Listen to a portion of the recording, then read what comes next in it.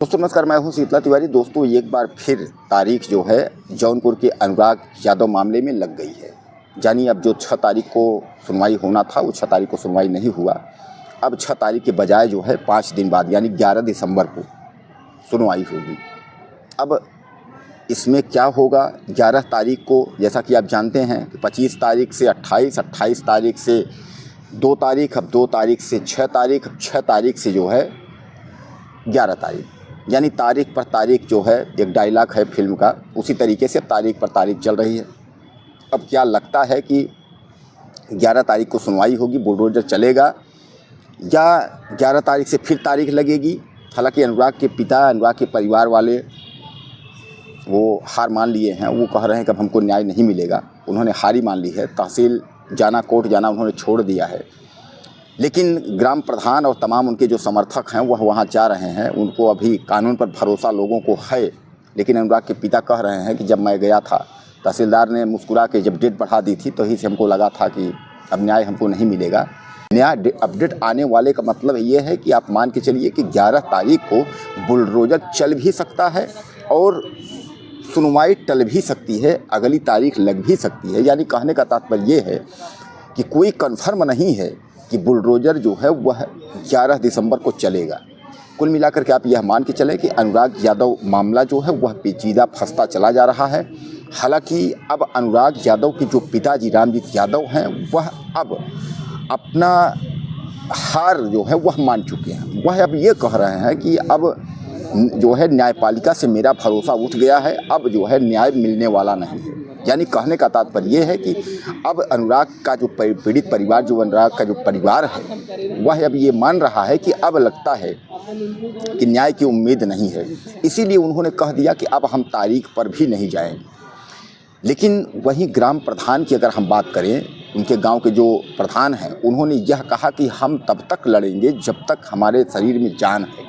उन्होंने यहाँ तक कहा कि चाहे कोई गोली भी चला दे फिर भी हम अनुराग को न्याय दिलाएंगे। वह तारीख पर पहुँचे थे। जैसा कि आपको मैं बताया कि अनुराग के पिता जो है मना कर दिए कि अब हम कोर्ट जो है नहीं जाएंगे, न्याय की उम्मीद नहीं है। लेकिन वहीं जो प्रधान जी हैं, वह प्रधान जी जो है पहुँचे थे, एसडीएम साहब के पास बैठे थे। उन्होंने यह कहा था कि 11 तारीख को जो है कुछ न कुछ फैसला जो है आएगा।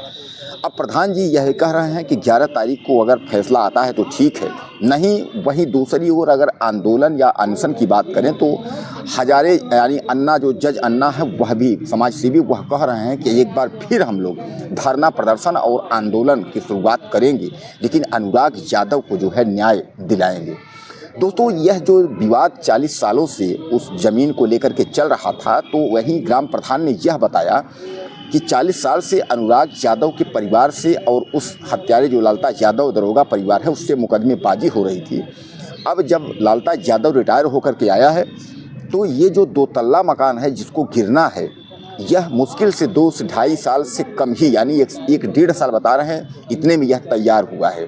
यानी आनन फानन में जल्दी में यह बना था। इसके पहले इसके स्थान पर एक मड़हा हुआ करता था, यानी एक मड़ई हुआ करती थी, और उसके बाद उसका जो पुराना मकान है वह कुछ दूर पर है। लेकिन यह धीरे धीरे हड़पने की कोशिश करते हुए, और अनुराग का जो परिवार है यह कमज़ोर है, बेहया सज्जन परिवार के थे, इसलिए जो है ये जो दबंग लालता यादव इसका परिवार यह दबाता चला गया। और उसके बाद जो है इतना बड़ा आलीशान मकान इसने जो है तैनात कर लिया। जब उसका छोटा लड़का राजेश जो दरोगा हुआ है, तभी जो है इतना जो मकान है, तो यह मकान इस तरीके से जो है ये बना हुआ है। वहीं आपको बता दें कि लालता यादव की जो पत्नी इंद्रावती है, जो उसने आपत्ति लगाई है, उसने यह कहा है कि यह हमारा मकान जो है आज से नहीं है, बहुत पुराना मकान है, और यहाँ जो हमारा पहले मकान था वो कई वर्षों पहले से हम लोग यहाँ रहते थे, अब उस पर हम जो है नया मकान बनाए हैं। यही आपत्ति जो है इंद्रावती ने लगाई है, जिसकी तारीख पर तारीख लग रही है।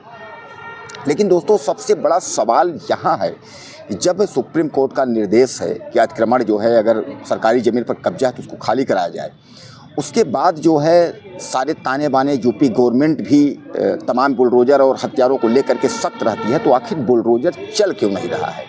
यानी कहने का तात्पर्य ये है कि लालता यादव जो है कितना पैसा करके जो है खर्च करके, या उसकी दबंगई जो है हुकूमत, अब वो जेल में बंद है लेकिन फिर भी उसकी हुकूमत आज भी बरकरार है।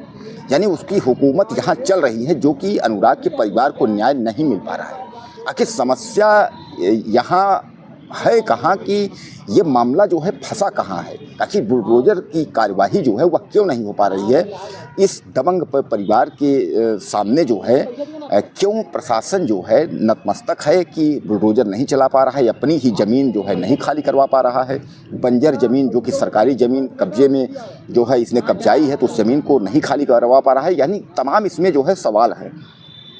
अब दूसरी ओर आप ये देखें कि जहाँ एक ओर की दबंग इतने सरहंग हैं, प्रधान यह भी बता रहे हैं उस गांव के कि वह व्यक्ति बहुत दबंग किस्म के हैं और गांव के लोग उनसे डरते थे, वो कहते कुछ थे और करते कुछ थे। यह नहीं लगा था कि अनुराग यादव किस तरीके से निर्मम तरीके से यह परिवार जो है हत्या कर देगा। लेकिन दोस्तों अब आज तो वह चिराग अनुराग यादव लौट कर तो आएंगे नहीं, अब अनुराग यादव दुनिया से चला गया। लेकिन अब वो हत्यारे हैं, अब उनके ऊपर जो है कड़ी से कड़ी कार्रवाई हो, कड़ी से कड़ी सज़ा हो, उनके घर पर बुलडोजर चले। लेकिन इसमें भी जो है पेच फंसता ही चला जा रहा है। आखिर कौन जो है व्यक्ति, किसका हाथ है जो है इस कार्यक्रम पूरे जो है इस संबंध में किसकी हाथ है, किसकी भूमिका है, जो कि प्रशासन ठंडा पड़ा हुआ है और प्रशासन कार्यवाही नहीं कर पा रहा है, अपनी ही ज़मीन खाली नहीं करवा पा रहा है। अब अगर तहसील के अधिकारियों कर्मचारियों की बात करें तो जो अंदर से बात निकल कर आई है वह यह कह रहे हैं कि आज नहीं कल लेकिन बुलडोजर चलेगा, सरकार अपनी ज़मीन जो है वो खाली करवाएगी, यह कह रहे हैं। अब दोस्तों कहने का तात्पर्य ये है कि अब सरकार जब ज़मीन खाली करवाएगी तो कितना समय लगेगा, कितना वक्त लगेगा। जहां एक और अनुराग का परिवार जो है हार मान लिया, वह कह रहा है कि हमको न्याय नहीं मिलेगा, वहीं दूसरी ओर सरकार को अभी इस पर कितना समय मिलेगा यह भी देखना होगा। दोस्तों आपकी क्या राय है अनुराग पे परिवार और अनुराग के बारे में? अगर आप कुछ कहना चाहते हो तो ज़्यादा से ज़्यादा कमेंट करें और चैनल को सब्सक्राइब करना ना भूलें। अगले वीडियो में फिर मिलते हैं।